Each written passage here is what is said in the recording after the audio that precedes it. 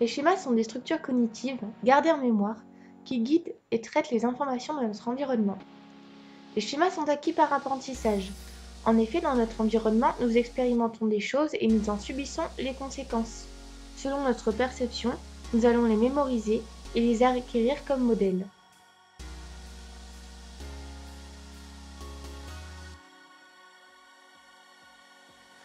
Les schémas sont donc des filtres mémoriels et sensoriels. Selon la situation et selon le filtre activé, nous allons ressentir, penser et nous comporter d'une manière spécifique. Si un autre schéma est activé, alors nous ressentirons, penserons et agirons d'une manière différente. Nous pouvons assimiler ce concept aux lunettes avec des verres teintés.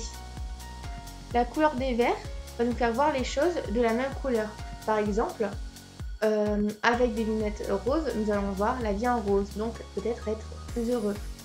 Au contraire, avec des lunettes noires, nous verrons tout en noir et du coup nous serons plus tristes. Comme il y a plusieurs schémas, il y a donc plusieurs lunettes de couleurs différentes. Beck met en évidence deux conséquences au schéma. La première, la tendance d'action, qui serait la tendance à émettre des comportements particuliers. Par exemple, avec un schéma de peur des événements incertains, on pourrait avoir un comportement qui serait d'évitement des situations dangereuses. On pourrait parler de mode, qui serait donc plusieurs comportements et qui serait le résultat conscient et visible des schémas inconscients.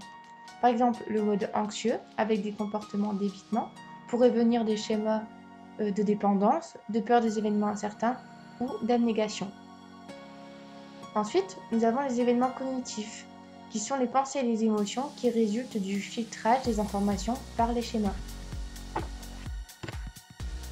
Jung identifie 18 schémas, dont l'abandon, la méfiance, le manque affectif, l'imperfection, l'isolement, la dépendance, la peur des événements incontrôlables, la surprotection, l'échec, la dominance, le manque de contrôle, l'assujettissement, donc c'est être soumis aux autres, l'abnégation, c'est considérer les autres avant soi, le besoin d'approbation, la négativité, le surcontrôle, les idéaux exigeants et la punition.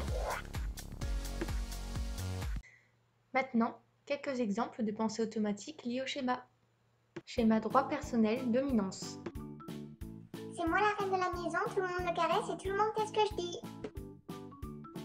Le schéma négativité. Vas-y, je me fais chier, t'as plus de croquettes, t'as plus à boire. Allez, de toute façon, je vais me coucher, salut. Le schéma dépendance.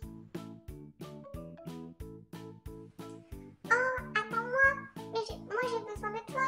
J'ai besoin de toi pour vivre, pour manger, pour faire des câlins. Bref, j'ai besoin de toi. Schéma peur des événements incontrôlables.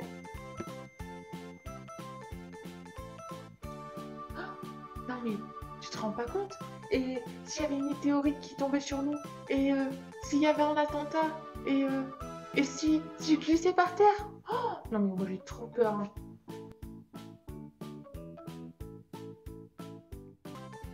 Schéma manque affectif. De toute façon, il n'y a personne qui m'aime. Personne va me donner de l'amour. Personne va me donner de câlins. De toute façon, je suis tout seul. Tout seul. Maintenant, voyons comment repérer les schémas et pourquoi cela est important.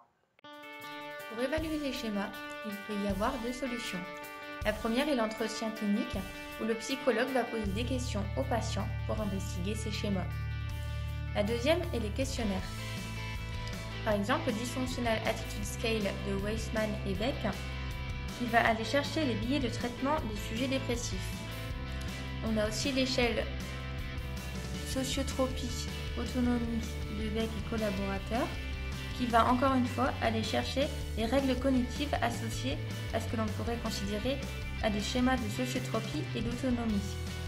Enfin, nous avons la SQ2, donc schéma questionnaire de Jung, qui est traduit par Cotreau et Blackburn, avec 205 items, qui va proposer des phrases alliées à chaque schéma. Enfin, après avoir évalué les schémas, on va revenir dessus avec le patient afin qu'il les identifie et qu'il les mette en lien avec son trouble, afin d'agir directement dessus en modifiant peu à peu leur influence dans la façon de considérer le monde. Il est question dans un premier temps d'identifier avec le patient les schémas qui filtrent les informations qu'il utilise pour comprendre son environnement, de formaliser les règles et habitudes de pensée que ces schémas génèrent. Ensuite, on va amener le patient à découvrir par lui-même que les événements qu'il vit ou qu'il a vécu peuvent être interprétés différemment. Enfin, nous allons lui donner des moyens de s'habituer à penser autrement pour qu'il juge les situations et y réagisse avec plus de souplesse.